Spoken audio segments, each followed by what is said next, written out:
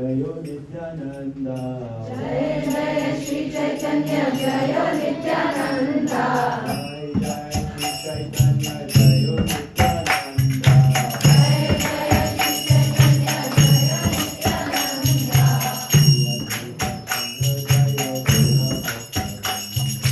Shri Advaita Chandra Jayo Gaura Bhakta Vrinda. So it is said, Jagannath is the most merciful deity, but Mahaprabhu is the most merciful avatar.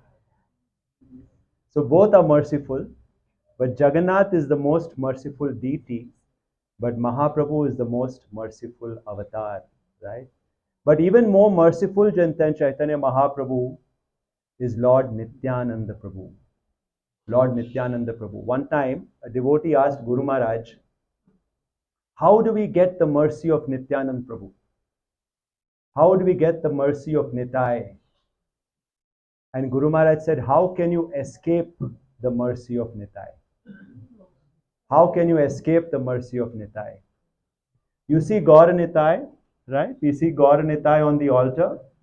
So what Gaur Nitai have their hands raised up like this.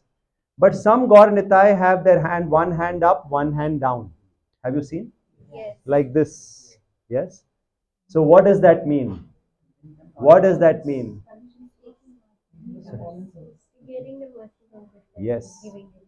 So that means that Gaur Nitai are saying, you may be so fallen, but I will take you there. I will take you there. So that is the significance. And today we are celebrating Nityananda Triyodasi. One time in Germany, many years ago, Srila Prabhupada, when Prabhupada was there, they took up a church. And that church they converted into a Gaur Nitai temple. Because in the early days, they never used to buy temples. They always used to go looking for places. And the devotees converted one church into a Gaur Nitai temple. And then, many years later, they again moved from that church and they went somewhere else.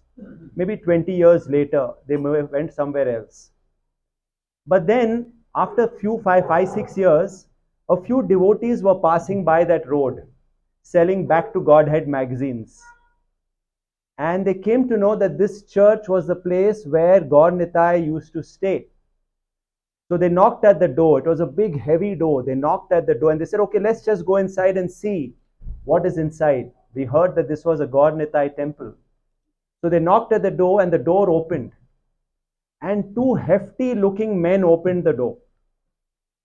And they said, see, we are from the Hare Krishna temple. We heard that this was a temple earlier. We just want to see inside a little bit. So they went inside and they saw the hall where the Gaur Nitai altar was. And the altar was still there. It was filled with cobwebs. There were some pictures like this on the wall, but everything was very dirty. There were some liquor bottles also there. And in the meanwhile, these Back to Godhead distributors had put their Back to Godhead magazine on the table. So these two hefty men, and on top of the picture over there, there was a Gaur Nitai picture. So these two hefty men, they saw this Gaur Nitai picture and they said, ghost, ghost, ghost. And so these devotees are wondering, what ghost, ghost, ghost? So they asked these men, what do you mean? Why are you saying ghost, ghost, ghost?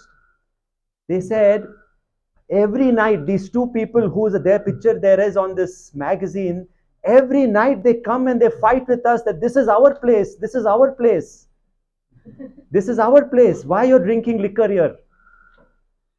So then, these two devotees, they paid obeisances to these two men because they are getting the darshan of Gaur Nitai every day, right?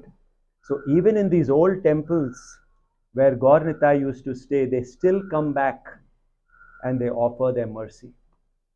They still come back and offer their mercy. Okay.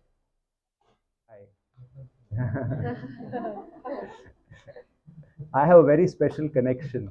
Nitai. What? So then I said, Maharaj, I used to go to ISKCON temple. I saw that word over there, Nitai. I liked it very much. So I said, whenever I have a son, I'll call him Nitai. So Maharaj said that because you called your son Nitai and you're repeatedly calling Nitai, Nitai, Nitai, come here, Nitai, come here, Nitai, come here, now you have got Nitai deities, right? They are very, very merciful. It is said that when Krishna expands, the first expansion of Krishna is Balaram. Okay? And this Balaram is absolutely non-different from Krishna. There is no difference between Krishna and Balaram, right? But there are two differences. The first difference between Krishna and Balaram is that Balaram is white and Krishna is black.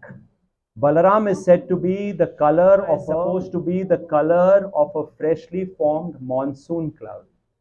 So the first difference between Krishna and Balaram is their color, right? The second difference between Krishna and Balaram is their mood. It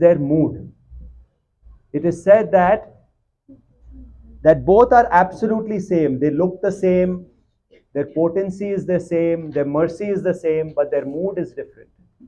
Krishna is the supreme personality of Godhead in the mood of receiving seva. Balaram is the supreme personality of Godhead in the mood of giving seva.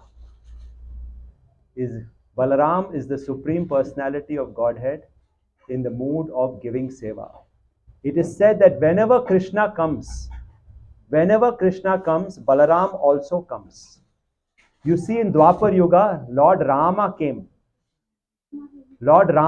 Krishna came in the form of Lord Rama, right? And Balaram came in the form of Lakshmana, right? And you see in Ramayana, Balaram is always rendering service to Rama. He's always rendering service. It is said that when Ram and Lakshman went into the forest, then Lakshman put on matted bark on his body. He put on matted hair. He wore deer skin. It is said that Lakshmana never slept for those 14 years. For those 14 years when Rama was in the forest, Lakshmana never slept because he was always guarding the cottage where Lord Ramachandra had slept. He had taken a boon from Nidra Devi that I should not sleep for 14 years. And Nidra Devi said, I will give you that boon provided you give me an exchange one person who will sleep for 14 years. And whom did he give? Urmila. So Urmila slept for 14 years and Lakshmana never slept for 14 years. But he was in the mood of always rendering service to Lord Ram. When Krishna comes, he brings Balaram with him, right? And we see that even in Krishna Leela, Balaram is always rendering service to Krishna, right? Sometimes we see a picture of Balaram massaging Krishna's feet. Sometimes we see a picture of Balaram carrying Krishna on his shoulders. Sometimes we see that Balaram is chastising Krishna. Why did you eat dirt? I will tell Mother Yashoda, why did you eat dirt? Right? But in principle, Balaram is always rendering service to Krishna. Balaram is always in the mood of rendering service to Krishna. Even when Krishna comes in the form of Narayana, in the four-handed form of Narayana,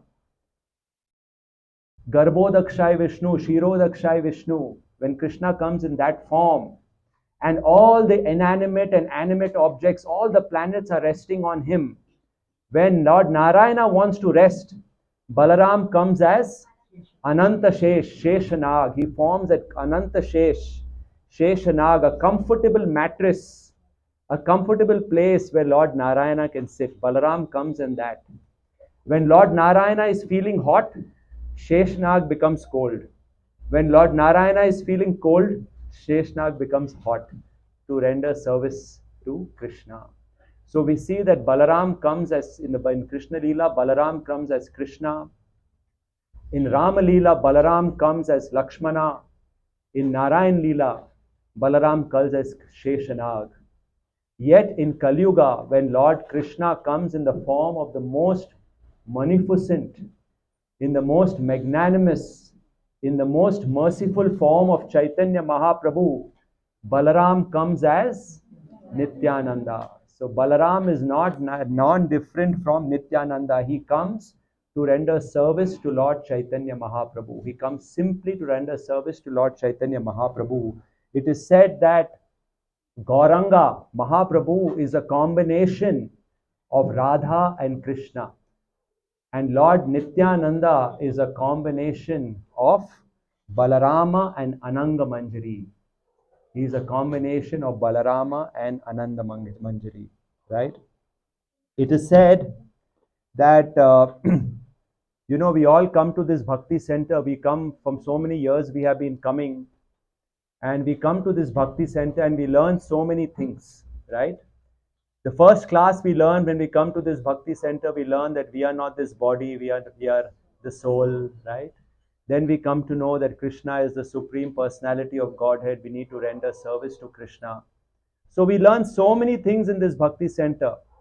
But sometimes most of this knowledge remains in our head. It does not enter into our heart. And many of times our faith in Krishna is going up, it's going down, it's going up. Sometimes we chant 4 rounds, sometimes we chant 16 rounds when we are in a good mood, sometimes we chant 8 rounds. Our faith is going up. Sometimes we wonder, okay, why should I even be doing this? All these questions and doubts come in our mind, right? So one devotee was sharing that in order to become fixed in Krishna consciousness, in order to become firm in Krishna consciousness, so that we do not have any doubts in Krishna bhakti, so that this knowledge which is in our head comes into our heart and it becomes realization, we need bala, we need strength, we need bala. What bala do we need? Do we need bala? Do we need to become strong? Oh, Prabhuji, in Krishna Bhakti, there are so many austerities. We are fasting on Ekadashi. We are keeping so many half-day fasts. We need so much of bala. No. We need spiritual bala. We need spiritual bala. And that bala, that mercy, that is known as mercy. That mercy comes from none other than Nityananda Prabhu, Balaram. Baladev gives us that spiritual bala by which we can grow in Krishna Bhakti. So on this day, Prabhuji and Mataji, on this day, we should pray to Lord Krishna, especially to Lord Balaram, that to give us this bala, we can pray to Lord Nityananda. We may ask this question, we are celebrating Nityananda Triyodasi. But what is the special mercy on this day? The special mercy on this day is that we can pray to Lord Nityananda that, my Lord, please give us bala so that our Krishna bhakti becomes stronger, it becomes more fixed, so that we do not waver in our Krishna bhakti. And this is what we should pray for. One Maharaj was saying that in this Chaitanya, in this yuga is known as Kali Yuga. And Kali Yuga is how many years? 4,32,000 years. But Chaitanya Mahaprabhu has come how many years back? 500 years ago. And he has opened this window. He's opened this window of 10,000 years. Mahaprabhu's mercy is really, really flowing. And we should take that advantage, especially on these special occasions of Nityananda Triyodasi. We can pray intensely to Lord Krishna and Lord Nityananda that please give us your mercy, because Lord Nityananda is actually Avadut. He is intoxicated in love of Krishna. He is intoxicated in love of Krishna. It is said when you are intoxicated, suppose somebody is intoxicated and drunk, you go and ask him something, he will give you off anything. Nityananda Prabhu were going on a street. They were going on a street. And they came across the house. They came across the house of a sannyasi. This was not an ordinary sannyasi. He was a mixed dongi kind of sannyasi. Even in Kali Yuga, there are many sannyasis who wear saffron, but they take intoxication. They have illicit connections with women. So this sannyasi was like that. He was a Mayavadi sannyasi. So Mahaprabhu said, we are tired, what to do? And this sannyasi was standing on the door. And this sannyasi started giving them all Mayavadi philosophy. Mayavadi philosophy. And Chaitanya Mahaprabhu is patiently listening, and he's beginning to lose his temper slowly. And Nityanand Prabhu is calm, he's listening, and he's about to say something. And then Nityanand Prabhu is telling him, no, let him hear, let us hear him. And then Mahaprabhu is giving his own points of view, and this sannyasi is hearing. Then the prasadam comes. Imagine taking a prasadam in a house which has liquor, which has many, where the sannyasi has illicit connections. But Nityanand Prabhu says, no, you take prasadam. And both of them are taking prasadam. Then this sannyasi, he comes to Nityanand Prabhu in the side, and he whispers in his ear. He says, can I get you some liquor? Can I get you some liquor? So Mahaprabhu is asking him, he's asking Nityanand Prabhu, what did he say? What did you say? So Nityanand Prabhu is saying, no, he didn't say anything. Saying, can I get you some prasadam? Can I get you some prasadam? And like that, for the full few minutes, they tolerate this. Imagine, it is not a small thing. Chaitanya Mahaprabhu is the Supreme Personality of Godhead, right? And you're coming him, can I get you some liquor? Then they come out. After some time, they take rest in that house, and then they leave that house. And then Nityanand Prabhu says, Mahaprabhu, what did he tell me? He says, can I get you some liquor? And Mahaprabhu closes his ears. Both of them close their ears, and they jump into the Ganges to purify themselves. But the point I'm trying to make here again and again, Chaitanya Mahaprabhu is merciful, but Nityanand Prabhu is more merciful. He understood that this sannyasi is in such a degraded position, that if I tell Mahaprabhu now that this is what he said, Mahaprabhu will blaspheme him. He will curse him, right? So he quietly tolerated, because he wanted that person to get the mercy of Mahaprabhu to the fullest extent. So this is the mercy of Nityanand Prabhu. This is the glory of Nityanand Prabhu. On this day, Prabhuji's and Mataji's, Nityanand Prabhu's mercy is fully flowing. Did you all sing Parama Karuna? Yes, so we sang that song Parama Karuna. Nityanand Prabhu is fully flowing, and we should take advantage of grabbing this mercy. Hare Krishna, Krishna Krishna, Hare Hare, Hare Rama, Rama Rama, Hare Hare. Thank you very much. Hare Krishna, Krishna.